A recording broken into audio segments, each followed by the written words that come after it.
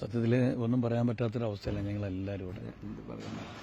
4 മണിക്കൂറായിപ്പോൾ ഈ മോർച്ചറിയും ഈ ആശുപത്രിയായിട്ട് ഞങ്ങളെല്ലാവരും നിൽക്കണം. കാരണം 4 മണി വരെ സെറ്റിൽ നിന്ന് അഭിനയിച്ച ഒരാൾ 5 മണി വരെ, അതിനുശേഷം റൂമിൽ പോയി ഫ്രഷായിട്ട് വീട്ടിലേക്ക് പോകാൻ നിന്ന ആളാണ് ഇന്നിപ്പോൾ മോർച്ചറിയിലൂടെ കിടക്കുന്നത്.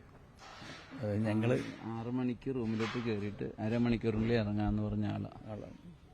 1 മണിക്കൂറായിട്ട് ആൾ പുറത്ത് വരുന്നില്ല. അപ്പോഴേക്കുമാണ് റൂമിൽ ചെന്ന് നോക്കുമ്പോൾ കിടക്കുന്ന ആൾ. എന്ത് പറയാൻ, ഒരുമിച്ച് അല്ല ഒരുമിച്ച് ഈ ഇതിലിപ്പോൾ ഞങ്ങളുടെ അസീസാണ് കൂടെ ഉണ്ടായിരുന്നത്. നമ്മുടെ ഇപ്പോഴത്തെ നടൻ അസീസും നവാസും ആയിരുന്നു ഈ സിനിമയിൽ ഒരാഴ്ചയായിട്ട് ഒരുമിച്ച് അഭിനയിച്ചുകൊണ്ടിരിക്കുകയാണ് ചോറ്റാനിക്കര. ഇന്നിപ്പം വർക്ക് കഴിഞ്ഞിട്ട് വീട്ടിലേക്ക് പോകുമ്പോഴേക്കാണ് കഴിഞ്ഞത്. ഭയങ്കര നഷ്ടമാണ്. കാരണം നവാസ്ക എന്ന് പറഞ്ഞാൽ ഒരാൾക്ക് നവാസ്കയെ പറ്റി ഒരു നെഗറ്റീവ് പറയാനുണ്ടാവില്ല. ഒരു കുഴപ്പമില്ലാത്തൊരു കലാകാരൻ, എല്ലാവർക്കും ഇഷ്ടമാണ്. അതാണ് ഇന്നിപ്പോൾ ഞാൻ ഈ നിമിഷം വരെ ഒരു 70-75ഓളം കോളുകൾ ഞാൻ അറ്റൻഡ് ചെയ്തിട്ടുണ്ടാവും. വിശ്വസിക്കാൻ പറ്റുന്നില്ല, സത്യമാണോ വിനോദേട്ടാന്ന് ചോദിച്ചിട്ട് എന്നെ വിളിക്കുന്നത്. ഞാനും വിശ്വസിക്കാൻ, എന്നെ 2-3 പേര് വിളിച്ചപ്പോൾ ഞാനും ആദ്യം വിശ്വസിച്ചില്ല. പിന്നെ ഏഷ്യാനെറ്റ് ന്യൂസ് കണ്ടപ്പോഴാണ് ഞാൻ ഉറപ്പിച്ചത്. ഉടനെ ഇങ്ങോട്ട് പാഞ്ഞു വരുമായിരുന്നു.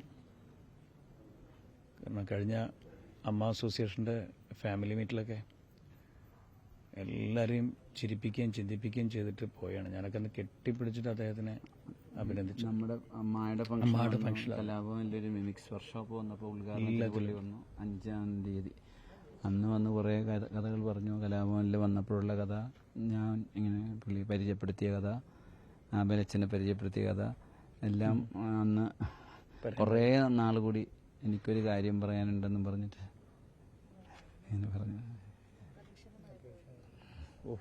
പറയാനുണ്ടോ? അപ്രതീക്ഷിതം എന്ന് പറഞ്ഞാൽ ഞെട്ടിന്നാണ്. സത്യത്തിൽ 8 മണിക്ക് ദേശീയ അവാർഡിൽ വിജയരാഘവേട്ടനും ഉർവശിക്ക് അവാർഡിനെന്ന് കേട്ടപ്പോൾ ഒരുപാട് സന്തോഷിച്ച് നിൽക്കുന്ന സമയത്താണ് ആ സന്തോഷം മുഴുവൻ കെടുത്തിയിട്ട് ഈ സങ്കട വാർത്ത കേൾക്കുന്നത്. പിന്നെ TV കാണാൻ തന്നെ തോന്നാത്തൊരവസ്ഥയാണ്. എങ്ങനെയാണ് വൈഫും മക്കളൊക്കെ സഹിക്കുക പൊറുക്കാന്നറിയില്ല. ഇന്നിപ്പോൾ ഈ മോർച്ചറിയിൽ രാത്രി കിടക്കേണ്ടി വരും. പോസ്റ്റ്മോർട്ടം ചെയ്യാന്നൊക്കെ പറഞ്ഞാൽ തന്നെ ഒരു വിഷമമാണ്. ഭയങ്കര സങ്കടമായിപ്പോയി. ഉറങ്ങണ പോലെയാണ് ആളുള്ളത്. ഞാൻ 2-3 പ്രാവശ്യം വിളിച്ചു, നവാസ്ക വിളിച്ചു, ചിലപ്പം കണ്ണുറങ്ങെങ്കിലോ